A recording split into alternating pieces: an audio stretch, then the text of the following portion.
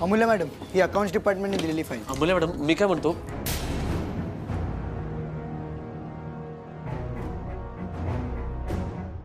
ह्या मॅडमने काय झालं? तयार राहा आता, खूप मोठी सुनामी येणार आहे.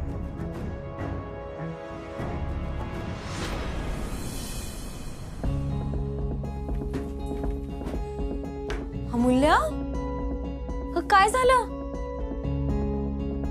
अमूल्या, अगं सांग तरी काय झालंय? कोणावर एवढं चिडलीयस? स्वतःवर. मला ना माझाच राग येतो. ताई ताई, मी आहे ना एक नंबरची मूर्ख आणि शेवटी तेच सिद्ध होणार आहे. म्हणजे काही नाही.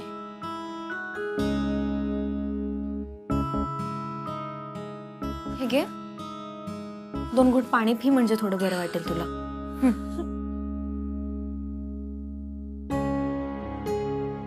तुझ्यासाठी काही चहा कॉफी वगैरे आणू का? नाही, मला काही नको.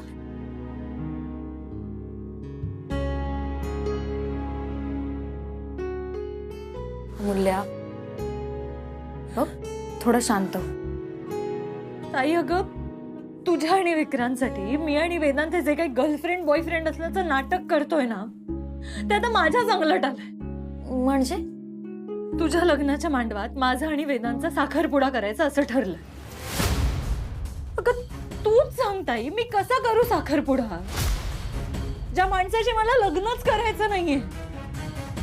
बरं, ह्यामुळे मी वेदांतला जाऊन म्हणाले की वेदांत, तू प्लीज तुझ्या घरच्यांना जाऊन समजाव की साखरपुड्याचा विषय डोक्यातून काढून टाक. तो म्हणाला ठीक आहे, मी बोलतो आजींशी.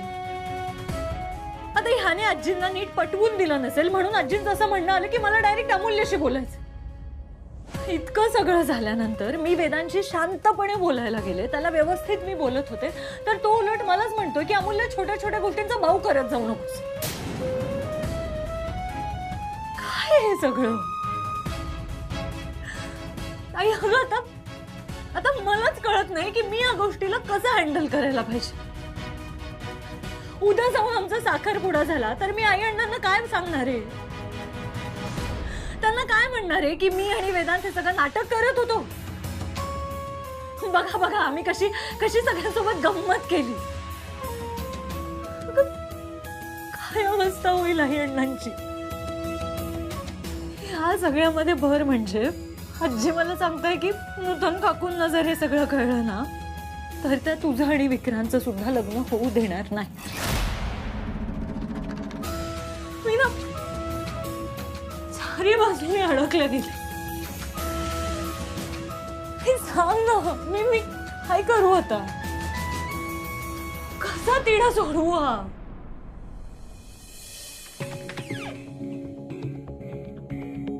म्हणजे हा सर, सर या तुम्ही मागितलेल्या फाईल. नाही नाही, ते ठीक आहे.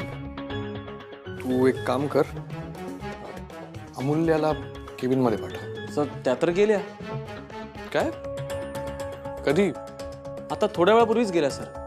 कोणाशी एकही शब्द न बोलता गेल्या. मी त्यांच्याशी बोलायचा प्रयत्न केला पण त्या तशाच गेल्या. नक्की घरीच गेले ना, का पॅन्ट्री मध्ये वगैरे कुठे आहे? नाहीये सर, त्या बॅग घेऊन गेल्या. सर खरं सांगू का, मी त्यांना याआधी असं कधीच पाहिलं नाही. ठीक आहे, तू मी सर फाईल्स. हे तर खरंच खूप मोठं टेन्शन. बघ ना ग, आणि वेदांत काही समजून घ्यायलाच तयार नाही. अमूल्या ग, अशा परिस्थितीत तो सुद्धा गोंधळला असेल ना. ताई, तो काही गोंधळलेला नाहीये. तो आहे ना जबाबदारी झटकतोय. अमूल्या, आपल्याला सगळ्यात जास्त भीती अण्णांची वाटते ना. मग आता आपण अण्णांना सगळं खरं खरं सांगून टाकूया का?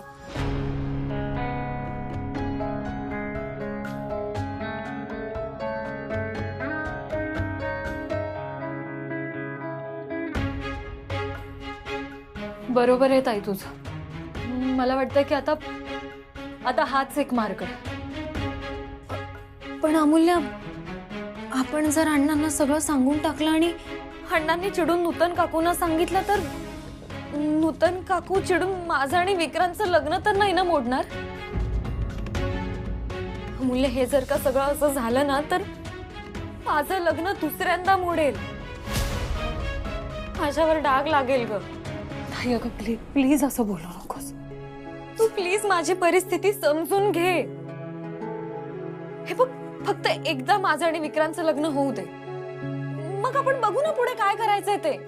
अगं हो ताई, पण त्यासाठी मला साखरपुडा करावा लागेल. अमूल्य अगं, काहीतरी आयडिया काढावीच लागणार आहे. हे बघ, एकदा का माझं आणि विक्रांतचं लग्न झालं ना की मग कोणी काहीच करू शकणार नाही, नूतन काकू सुद्धा नाही. मग लग्न झालं की मी स्वतः येऊन आई अण्णांना सगळी सत्य परिस्थिती सांगेन. पण प्लीज फक्त एकदा लग्न होऊ दे. ताई हे बघ, मी तुझी भीती समजू शकते, पण अगं ही गोष्ट अण्णांना कळली ना तर मी अण्णांच्या नजरेतून उतरेन, आणि मला या गोष्टीची सगळ्यात जास्त भीती. अमूल्य, प्लीज फक्त माझ्यासाठी एवढं कर, प्लीज. ताई अगं, हे सगळं मी तुझ्यासाठीच करते. नको काळजी करूस, नाही सांगणार मी अण्णांना.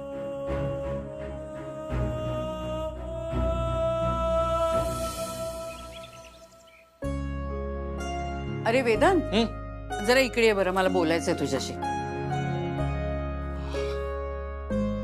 काय ग? खूप दमलायस का? थांब पाणी सांगते. ज्योती, नाही ठीक आहे, बोल ना. नाही अमूल्य काही बोलली का रे तुझ्याशी? कशाबद्दल? हेच मी तिला भेटायला बोलवलं होतं ना, त्याबद्दल. नाही, आमचं काही बोलणं नाही झालं. काय बोलली अमूल्य? तू जे म्हणालस तेच, आत्ता साखरपुडा करायचा नाहीये, नंतर बघू. मग नाही, मी म्हंटल तिला की मी विचार करते म्हणून. अजून काही म्हणाली का अमूल्य?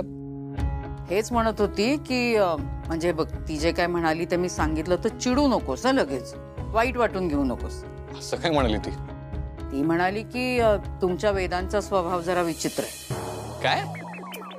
हा, म्हणजे मी विचित्र वागतो असं म्हणाली ती? हो. वेदांत, का वागतोस रे असं? नीट वागत जा ना तिच्याशी. आजी अगं, मी व्यवस्थितच वागतो. हो का? मग ती कशाला असं म्हणेल? ऍक्च्युली आजी ती काही बोलते. म्हणजे बघ ना, जर एवढा भाव खाणार असेल तर बघूया ना नंतर.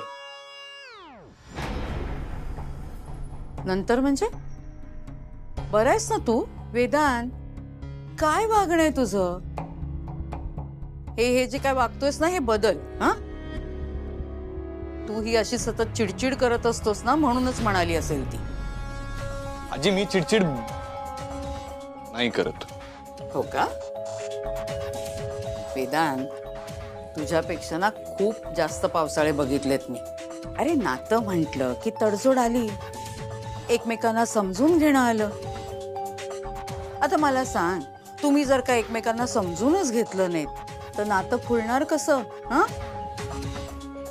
नाही, पण मला ना एक गोष्ट कळत नाहीये, तुम्ही हे जे साखरपुडा पुढे ढकलण्याचं म्हणताय, हे जर का नूतनला कळलं तर? छी, मग आता मी काय करू? मला काही कळत नाहीये. तूच काहीतरी सोल्युशन काढ ना यावर. छान. कशी रे तुम्ही मुलं आजकालची? साखरपुडा ठरलेला असताना नंतर करू, पुढे ढकलू म्हणजे? ठीक आहे, मी बघते, काहीतरी विचार करते, होईल काहीतरी, बघू. ओके, मी फ्रेश होतो.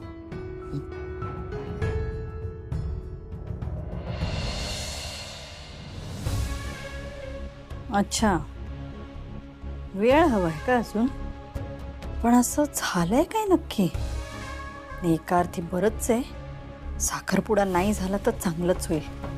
मला ती आगाऊ मुलगी नकोच आहे माझ्या घरात. म्हणूनच सांगत होते मी तुम्हाला. मग आता आलो ना वेळेवर. राहू द्या. बर बर बर बर बर. काय ग, तो मुलींची खूप धावपळ चालली आहे सध्या. बर काय ग आरती, सुट्ट्या कधीपासून घेताय तुम्ही? अण्णा, मी 5 ऑक्टोबर पासूनच सुट्टी टाकली. आणि काय तुमचं काय? तू कधीपासून? माझं काय अण्णा, मी शेवटपर्यंत जात राहीन ऑफिस आणि कॉलेजला. शेवटपर्यंत काम करणार आहेस काय? काय झालं आई? काय झालं काय? 16 तारखेला फक्त आरती आणि विक्रांतचं लग्न नाहीये, तुझा आणि वेदांचा साखरपुडा सुद्धा आहे.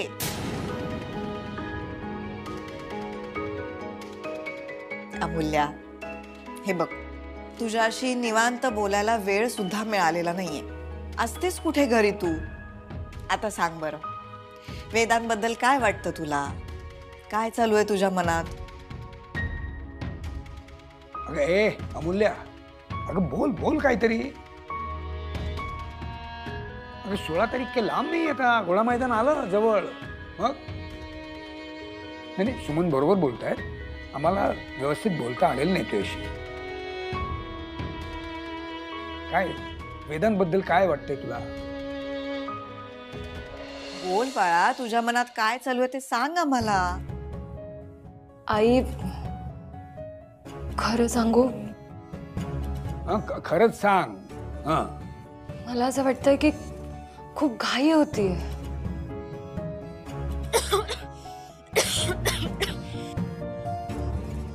ए ए ए ए अगं हळूहळू सावकाश ना जरा. पाणी पी, पाणी पी. नाही, मी ठीक आहे. हा बोल बोल बोल. मला वेदांचं काही कळत नाहीये. अगो बाई, आता हे काय नवीन? अगं आई, म्हणजे तो मध्येच खूप विचित्र वागतो. त्यामुळे मला असं वाटत होतं की मला थोडा वेळ मिळाला असता तर. तुम्ही आजकालची मुलं ना सगळ्याच गोष्टींमध्ये ना खूप वेळ घेता बाबा, खरंच. करिअर ठरवताना, लग्न ठरवताना. आमचं बघा, आम्हाला आमच्या वडिलांनी सांगितलं डॉक्टर हो, झालो डॉक्टर. आईने सांगितलं सुमनची लग्न कर, केलं लग्न. काय डिसिजन्स एकदम फटाफट. वेळच घेतला नाही आम्ही. काय हो ना. हो अण्णा, पण माझं फक्त एवढं म्हणणं होतं की साखरपुडा आपण थोडा पुढे ढकलला असता तर. अगं काय गं बाई, काय तू केलं? पण ना. अगं बाई, लावून घेतलंय बघा हिनी. मी हळद आणते, थांब. काय करावं या मुलीचं बघू बघू खरंच? बघू. ए अमूल्या, फर्स्ट एड आण जरा. सावकाश सावकाश सावकाश सावकाश. ते ठेव बाजूला. तुला घाई कशाला करतेस? नीट बघून काम करायचं ना. आण आण आण अण्णा, मी करते. हां, याच्यात क्रीम कुठे आहे? बरं ती जखम पुसून घे, मी क्रीम घेऊन येतो.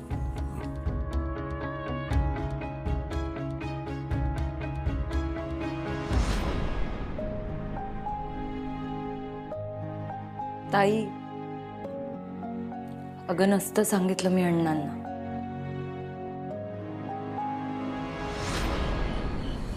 काय फट्टू वानखेडे. हे बघ, तू मला फट्टू नाही बोलायचं. अरे दात काय काढतोयस? गप्प बस. मी कसं गप्प बसू? मी मन आहे ना तुझं, आणि तू स्वतःच्याच मनाला सांगतोयस गप्प बस. काय प्रॉब्लेम आहे तुझा? अरे तुझा काय प्रॉब्लेम आहे? फट्टू कुठला? तू ना, मी तुला कसं डिस्क्राईब करू हेच कळत नाही. तुझं काय माहितीये, तू ऐन वेळेला शस्त्र टाकतोस. तुला बोलायला काय जातंय रे? अरे तुला अमूल्याला बोलायला काय जातंय?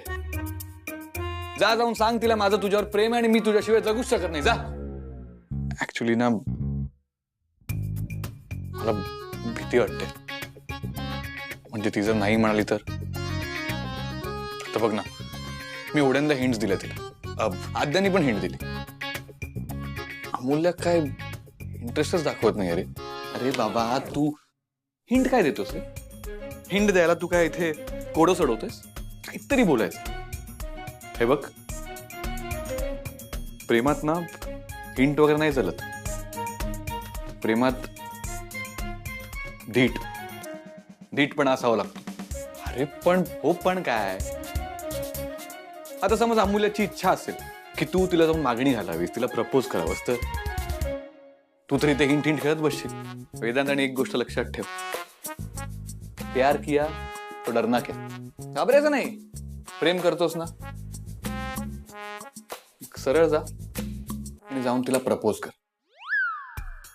जास्तीत जास्त काय होईल, ती नाही म्हणेल ना. अरे पण ती काय अख्ख्या जगाला जाऊन नाही सांगणार आहे की त्या फट्टू वेदांत वानखेडे मला प्रपोज केलं आणि मी त्याला नाही म्हणाले. काय वेदांत, आता ना तुझ्याकडे फक्त 2 ऑप्शन्स. ओके, ऑप्शन नंबर 1, तू जायचंस आणि अमूल्याला प्रपोज करायचं. आणि ऑप्शन नंबर 2,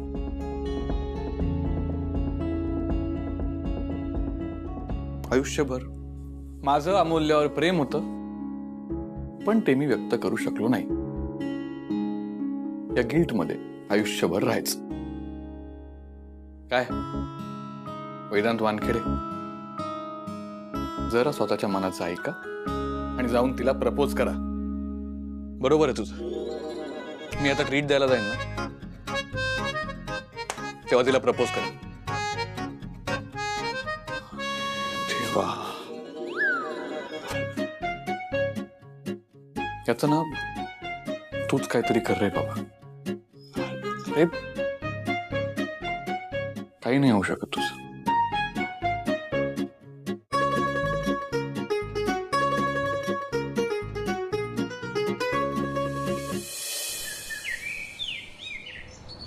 मूल्य, तू प्लीज शांत हो ना.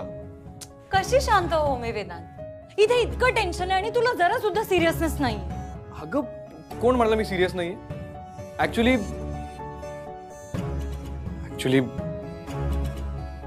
एवढा सिरियस मी आधी कधीच नव्हतो. हो, वाटत नाही असं. आत्ता वाटेल.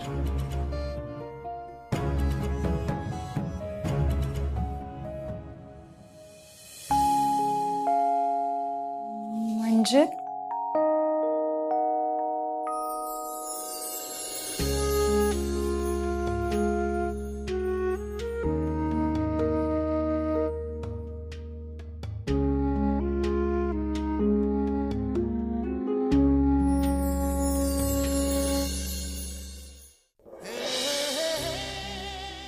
हो, अमूल्य, आय नो खरं तर थोडा उशीर झालाय, पण ते म्हणतात ना, देर आहे और दुरुस्त आहे. आणि आय ऑल्सो नो की मी तुझ्यावर खूप रागावतो, चिडतो, तुझ्यावर ओरडतो. आपली खूप भांडणं होतात, पण मला कधी समजलंच नाही ग याच्या मागे नेमकं काय. अमूल्य, खरं सांगू, मला ना तू आधी अजिबात आवडायची नाहीस. डोक्यात जायची माझ्या. खूप राग यायचा मला तुझा. पण मग हळूहळू तू ऑफिस जॉईन केलंस, आपली मैत्री झाली, आणि मग हे आपण खोटे गर्लफ्रेंड बॉयफ्रेंड झालो. सो ह्या सगळ्यात ना मला समजलं की मला नेमकं काय वाटतंय. सो अमूल्य, मला ना तू सतत माझ्या आजूबाजूला हवीस. आणि तुझ्या नसतेस ना, म्हणजे तुझ्या घरी जातेस ना, तेव्हा मी काहीतरी कारण शोधतो आणि तुला मेसेज किंवा कॉल करतो. अमूल्य, तू 24 तास मला माझ्या आजूबाजूला हवीस. आणि मला ना खरंच आधी असं कळलं नाही की नेमकं काय होतंय. आणि मग मी मला विचारलं की काय आहे. मग त्यावर माझं मन मला म्हणालं की मिस्टर वेदांत वानखेडे, तुम्हाला अमूल्याची सवय लागली. आणि असं म्हणतात की ज्या माणसाची आपल्याला सवय लागते ना, आपण आपली पूर्ण लाईफ त्या माणसासोबत स्पेंड केली पाहिजे. सो अमूल्य, तू मला आयुष्यभर माझ्यासोबत हवीस. तू मला आणि माझ्या लाईफला कंप्लीट करतेस.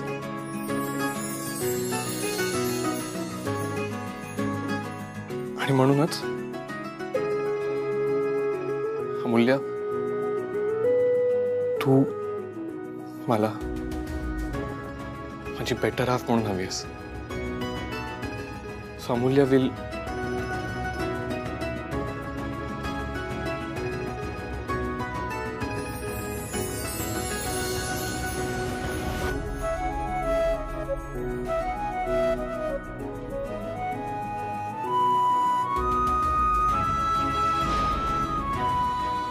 अमूल्य, will you marry me?